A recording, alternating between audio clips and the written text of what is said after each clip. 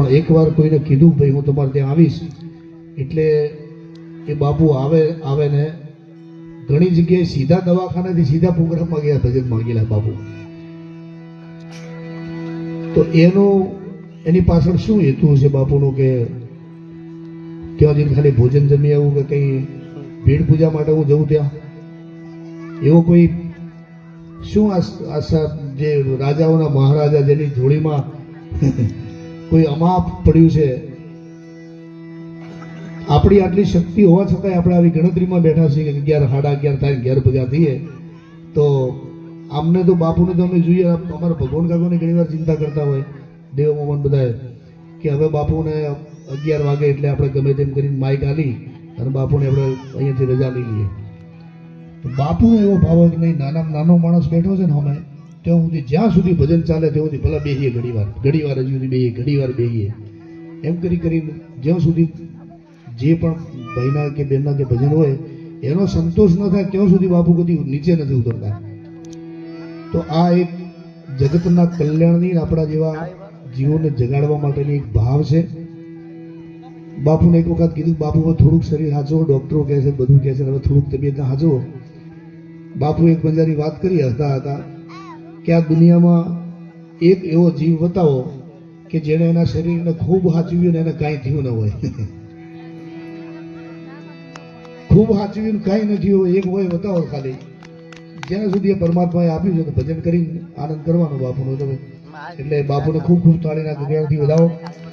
અને ઉમેદ કાકા મારા વિશે જે બોલતા હતા પણ બધું જ જે મારું અસ્તિત્વ છે ને ઉમેદ કાકા બધું બાપુના આશીર્વાદથી છે. 1000 હાથ છે બાપુના મારા ઉપર બધાએ હાચવે છે પ્રેમ છે. એટલે પણ એકવાર કોઈને કીધું ભાઈ હું તમારે ત્યાં આવીશ એટલે એ બાપુ આવે ને ઘણી જગ્યાએ સીધા દવાખાનાથી સીધા પ્રોગ્રામમાં ગયા ભજન માંગેલા બાપુ. તો એની પાછળ શું હેતુ છે બાપુનું કે ત્યાં જઈને ખાલી ભોજન જમી આવું કે કઈ ભીડ પૂજા માટે હું જઉં ત્યાં એવો કોઈ શું આશા જે રાજાઓના મહારાજા જેની જોડીમાં કોઈ અમાપ પડ્યું છે. આપણી આટલી શક્તિ હોવા છતાંય આપણે આવી ગણતરીમાં બેઠા છીએ કે 11 11:30 થાય 11 ભેગા થઈએ તો આમને તો બાપુને તો અમે જોઈએ અમારા ભગવાન કાકોને ઘણી વાર ચિંતા કરતા હોય દેવ મોહન બધાએ કે હવે બાપુને 11 વાગે એટલે આપણે ગમે તેમ કરીને માઇક આલી અને બાપુને આપણે અહીંયાથી રજા લઈ લઈએ. તો બાપુનો એવો ભાવ કે નહીં નાનો માણસ બેઠો છે ને અમે ત્યાં સુધી જ્યાં સુધી ભજન ચાલે ત્યાં સુધી ભલા બેસીએ ઘડીવાર હજી સુધી બેસીએ ઘડીવાર બેસીએ એમ કરીને જ્યાં સુધી જે પણ ભાઈના કે બહેનના કે ભજન હોય એનો સંતોષ ન થાય ત્યાં સુધી બાપુ કદી નીચે નથી ઉતરતા. તો આ એક જગતના કલ્યાણની આપણા જેવા જીવોને જગાડવા માટેની એક ભાવ છે. બાપુને એક વખત કીધું બાપુ થોડુંક શરીર હાચવો ડૉક્ટરો કહે છે બધું કહે છે હવે થોડુંક તબિયત હાચવો. બાપુ એક બંજારી વાત કરી હતા કે આ દુનિયામાં એક એવો જીવ બતાવો કે જેણે એના શરીરને ખૂબ હાચવ્યું ને એને કાંઈ થયું ન હોય. ખૂબ હાચવ્યું કાંઈ નથી હોય એક હોય બતાવો ખાલી જ્યાં સુધી પરમાત્માએ આપ્યું છે તો ભજન કરીને આનંદ કરવાનો બાપુનો. તમે એટલે બાપુને ખૂબ તાળીના ગગડાથી વધાવો. અને ઉમેદ કાકા મારા વિશે જે બોલતા હતા પણ બધું જ જે મારું અસ્તિત્વ છે ને ઉમેદ કાકા બધું બાપુના આશીર્વાદથી છે. 1000 હાથ છે બાપુના મારા ઉપર બધાએ હાચવે છે પ્રેમ છે. એટલે લાભ લેવો છે.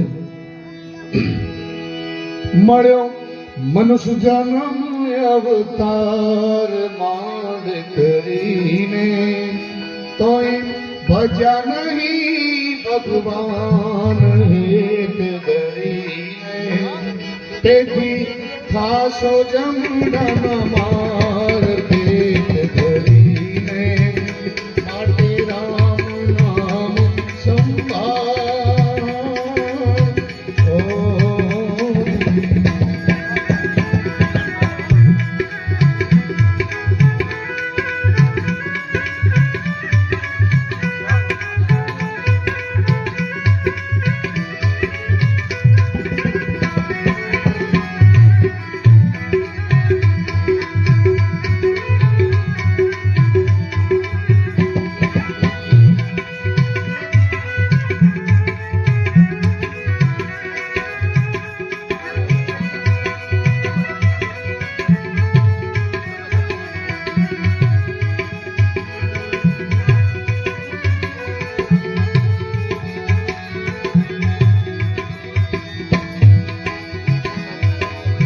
ગઈ પલ પાછી ફેર